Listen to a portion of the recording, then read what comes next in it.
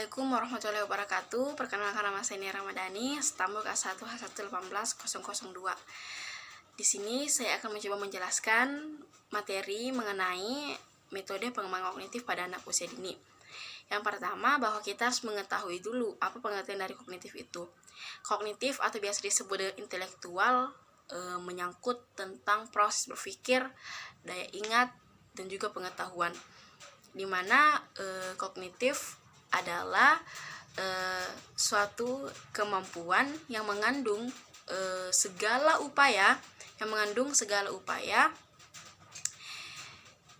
yang dapat digunakan dalam aktivitas otak, sehingga otak dapat mengembangkan akalnya.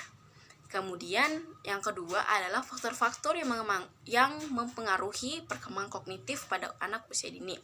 Yang pertama itu adalah faktor keturunan. Di mana faktor keturunan ini maksudnya adalah setiap orang tua memiliki kecerdasannya masing-masing. Di mana ketika melahirkan atau memiliki seorang anak, maka beberapa sel kecerdasan orang tua itu turun kepada anak. Nah, nanti anaknya ini yang akan mengembangkan kecerdasan yang telah dia dapatkan dari orang tuanya. Kemudian yang kedua adalah faktor lingkungan. Bahwasanya faktor lingkungan sangat penting bagi perkembangan setiap anak didik. Salah satunya adalah perkembangan kognitifnya. Misalnya, jika anak berada di lingkungan yang baik, lingkungan yang benar, maka informasi atau pengetahuan dan pengalaman yang akan dia dapatkan pasti akan baik juga. Dan sebaliknya, ketika anak berada di lingkungan yang kurang baik, maka informasi atau pengetahuan yang dapatkan juga buruk. Kemudian yang ketiga adalah faktor kematangan, di mana kematangan itu ditentukan berdasarkan usia anak di usia dini. Jadi semakin bertambahnya usia anak usia dini, maka kematangan dalam berpikirnya pun akan meningkat. Kemudian yang keempat adalah faktor minat dan bakat. Bahwasanya setiap anak usia dini memiliki minat dan bakatnya masing-masing. Misalnya anak memiliki bakat atau minat dalam bermain bola, maka anak akan mencari tahu, akan belajar untuk memperoleh pengetahuan mengenai bagaimana cara bermain bola yang baik dan benar. Kemudian yang selanjutnya adalah faktor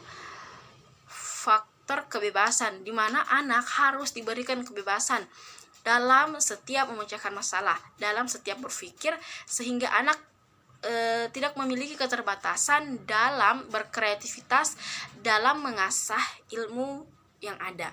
Kemudian yang faktor terakhir itu adalah faktor pembentukan. Bahwasanya faktor pembentukan ini ada dua, pembentukan secara sengaja dan tidak sengaja. Yang pertama, pembentukan secara sengaja, yaitu anak dimasukkan ke dalam sekolah formal. Anak belajar di dalamnya, anak belajar di sekolah. Kemudian dan pembentukan yang tidak sengaja, bahwa anak belajar atau memperoleh pengetahuan dari pengalaman ataupun dari lingkungan. Kemudian pokok selanjutnya adalah media yang digunakan untuk dalam pengembangan kognitif anak usia dini. Banyak media yang dapat digunakan oleh guru. Salah satunya mungkin dalam proses belajar mengajar itu belajar sambil bermain. Misalnya belajar menghitung tapi menggunakan media atau alat atau permainan yang dapat dimainkan anak. Misalnya pohon angka, anak bisa memegangnya, kemudian anak dapat memainkannya, sehingga dalam memperoleh pengetahuan dari angka, dari pohon angka tersebut, anak juga menyenangkan bisa bermain. Kemudian salah satunya juga bercerita. Dengan media atau dengan metode bercerita, anak usia dini dapat memperoleh pengetahuan, dapat berpikir. Misalnya seorang guru bercerita mengenai seekor kancil dan buaya, maka anak-anak akan mendengar, sehingga anak-anak dapat mendapatkan informasi dan memperoleh pengetahuan dari cerita tersebut. Nah, setelah selesai ibu guru bercerita, ibu guru memberikan kesempatan kepada anak usia dini untuk menceritakan kembali apa yang telah ia dapatkan dari cerita tadi. Jadi materi selanjutnya itu adalah mengenai metode apa yang dapat digunakan dalam pengembangan kognitif pada anak usia dini. Yang pertama ada metode bermain. Menurut Piaget bahwa bermain adalah kegiatan yang dilakukan secara berulang-ulang yang dapat memberikan kesenangan dan kepuasan pada diri seseorang. Kita sebagai guru dapat memberikan pembelajaran yang di dalamnya ada permainan, sehingga anak dapat memperoleh pengetahuan dengan cara yang menyenangkan. Kemudian yang kedua ada metode demonstrasi, di mana pada metode demonstrasi ini guru mempraktikkan secara langsung suatu kejadian atau peristiwa di depan anak-anak, sehingga anak-anak dapat secara langsung mengamati peristiwa apa yang terjadi. Kemudian yang ketiga ada metode karya wisata. Metode karya wisata ini adalah metode bepergian, di mana kita mengajak anak-anak ke suatu tempat untuk mencapai suatu tujuan. Misalnya hari ini temanya adalah tentang tanaman, kita bisa membawa anak-anak ke kebun atau ke taman-taman yang memiliki tumbuhan-tumbuhan yang dapat diteliti. Jadi metode selanjutnya ada metode bercerita, di mana guru dapat menyampaikan suatu cerita kepada anak usia dini. Nah, nanti anak usia dini di sini dapat mendengarkan dan dapat menerima atau memahami hikmah atau pelajaran apa yang dapat atau yang bisa diambil dari cerita ini. Kemudian yang selanjutnya ada metode bercakap-cakap. Maksud dari metode bercakap-cakap ini adalah anak usia dini aktif dalam menanggapi suatu permasalahan yang ada di dalam kelas, begitupun guru. Selanjutnya yaitu metode tanya jawab. Nah, di sini ketika guru selesai memberikan materi kepada anak-anak, maka ada prosesi namanya tanya jawab, di mana guru dapat bertanya kepada muridnya apakah sudah dipahami, dan sebaliknya murid ketika tidak memahami suatu materi dapat menanyakannya kepada guru, sehingga semuanya saling mengerti dan tidak ada lagi yang perlu dipermasalahkan.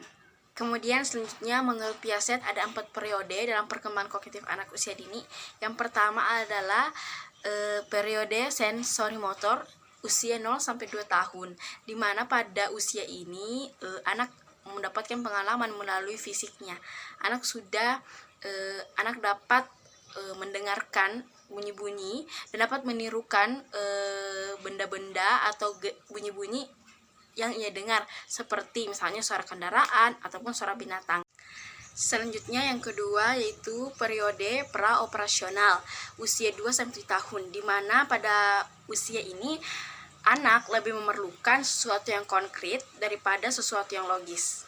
Yang ketiga yaitu periode operasional konkret usia 7-11 tahun, di mana pada usia ini anak sama harus konkret dan logis, di mana anak dapat mengetahui sesuatu dengan cara melihatnya secara nyata dan masuk akal. Yang keempat itu adalah periode operasional formal usia 11 tahun ke atas, di mana anak pada usia ini lebih memiliki penalaran, sudah bisa memunculkan ide-ide, sudah bisa memikirkan sesuatu yang logis dan pemikiran-pemikiran yang bagus. Jadi kesimpulannya adalah bahwa metode pengembangan kognitif ini adalah cara untuk mentransfer atau menyampaikan ilmu kepada anak usia dini sehingga lebih maksimal atau lebih optimal pembelajaran yang didapatkannya. Sekian, Assalamualaikum warahmatullahi wabarakatuh.